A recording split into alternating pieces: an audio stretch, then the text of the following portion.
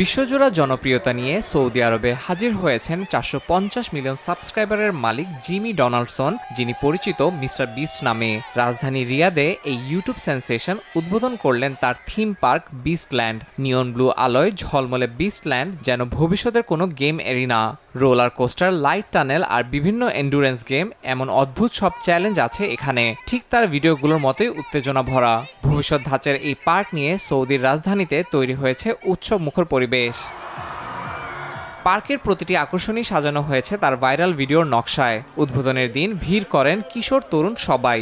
অনেকেই সন্তানদের সারপ্রাইজ দিতে দূর দূরান্ত থেকে আসেন। জায়ান্ট স্ক্রিনে নাটকীয় কাউন্টডাউন, আগুন, লেজার, কনফেটি আর ড্রোন শোর মধ্যে মঞ্চে ওঠেন মিস্টার বিস্ট। এরপর শুরু হয় তার বিখ্যাত মানি মোমেন্ট। ব্রিফকেস আর চেস্ট খুলে দেখানো হয় ক্যাশ পুরস্কার। প্রতিদিন সর্বোচ্চ স্কোর করা দর্শক পাচ্ছেন ৭,০০০ রিয়াল, আর ৪৫ দিন শেষে একজন পাবেন ১০ লাখ রিয়ালের গ্র্যান্ড প্রাইজ, যা বাংলাদেশি টাকায় প্রায় ৩,২০ লাখ।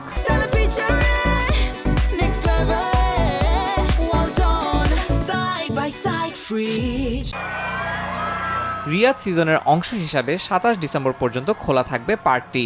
মিস্টার বিস্ট বলেছেন তার দর্শকের ৭০% যুক্তরাষ্ট্রের বাইরে। মধ্যপ্রাচ্যে বড় সংখ্যক ফ্যান থাকার কারণেই রিয়াদকে বেছে নেওয়া। ৭৫% তরুণ জনসংখ্যা আর ৯৮% স্মার্টফোন ব্যবহার সৌদিকে পরিণত করেছে কন্টেন্ট ক্রিয়েটরদের পারফেক্ট প্লেগ্রাউন্ডে। এসবই তাকে এখন বড় পরিসরে কাজ করার অনুপ্রেরণা দিয়েছে।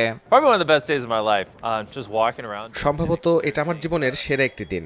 চারদিকে হাঁটছিলাম আর পুরো জায়গাটির আলো, আধার, সাজসজ্জা সবকিছু নিজের চোখে দেখে অবাক হচ্ছিলাম।